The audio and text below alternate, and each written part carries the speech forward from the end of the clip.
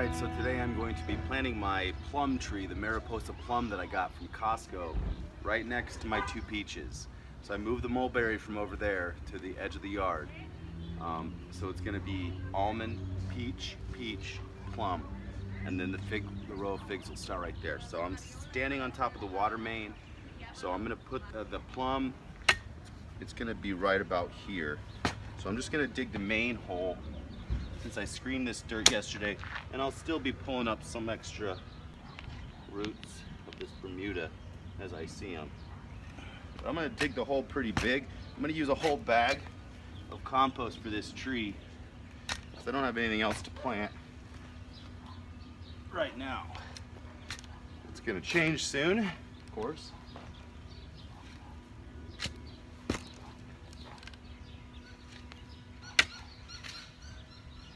Yeah, you can see this soil is still moist from yesterday. It does retain some water, but with the wood chips, it retains it a lot longer. We'll see how high the soil level goes up on this tree. So we're gonna come up to about right here. That's perfect. So remember, graft faces east. So this part of the branch protects the graft from the west facing sun in the summer. All right, so I'm gonna mix up the soil now.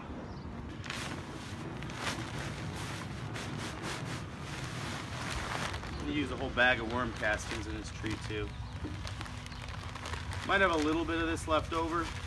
That was a big bag of soil, but we'll see. And then throw some rock dust.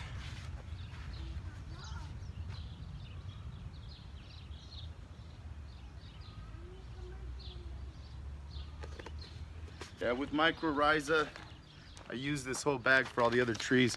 There's a little bit left, but good thing is you only need a little bit. So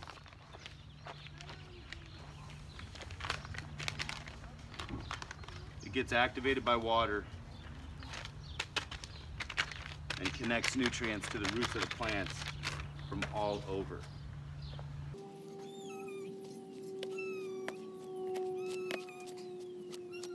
A little more rock dust.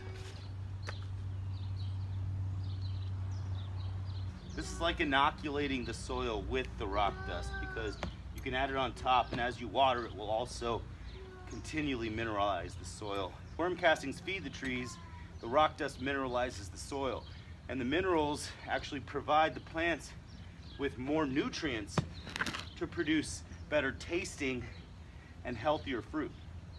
So that is a positive. Rocks are minerals. So plants like rocks.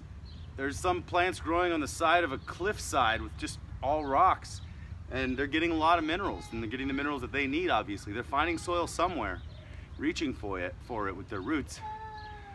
But plants are strong, and they like rocks, and they like rock dust. Now this is considered a bare root tree from Costco, but it's already covered. It's not quite bare. Well, it's quite moist inside there, so that's positive. There it is. There we go.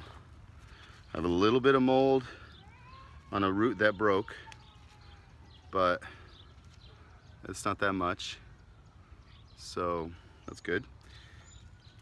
But yeah, all right. You can probably pull these roots down. See, they grabbed them and they shoved them up into the bag, so that's not nice on the roots. So I'm gonna bring them back down a little bit. That's why Costco, Home Depot, these are tests. We'll see how they work. It's nice if you can buy trees from there, but if you supercharge their soil, they might. That's why I like going to places like Greg Peterson's urbanfarm.org and Seamus O'Leary, because these guys take really great care of everything. And you know when you're buying something from them that you're gonna get something that's healthy. So you have a really good shot of it taking hold if you supercharge your soil. So anyways, I think it's a good idea to continually check out the specialty guys in town,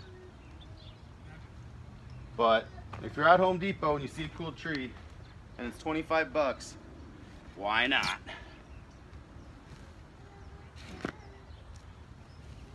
I'm gonna make sure it stands as straight as possible. I pack it in here. All right, I can actually bring that soil level up quite a bit. So I'm gonna throw some native soil over the pipe there.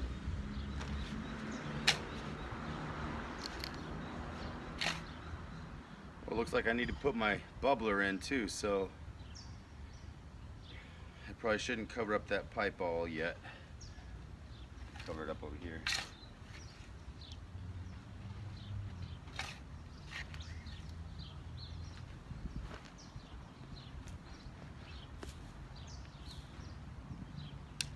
Yeah, because this is where that stump was. So now instead of a stump, I have a plum tree.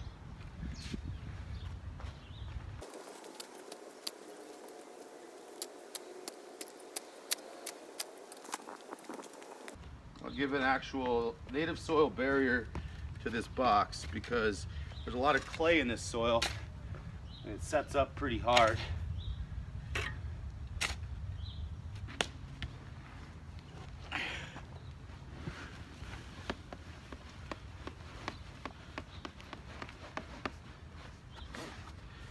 This tree's got a lot of food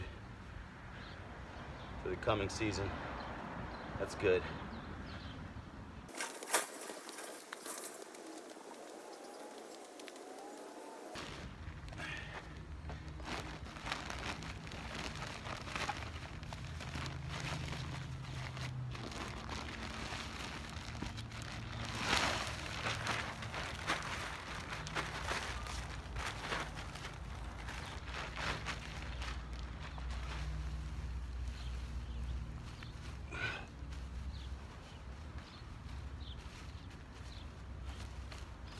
A little more rock dust on top.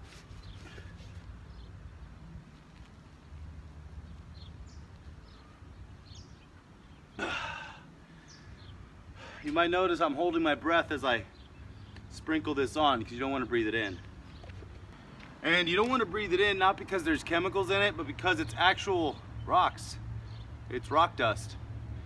It's called azomite, the A to Z of minerals and trace elements, but it's actually rocks, so don't breathe it in.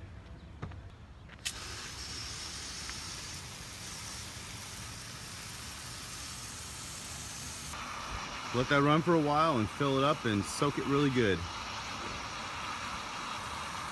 Now I'm gonna go, while that's soaking, and move over to the stump, and we're gonna start taking that bad boy out.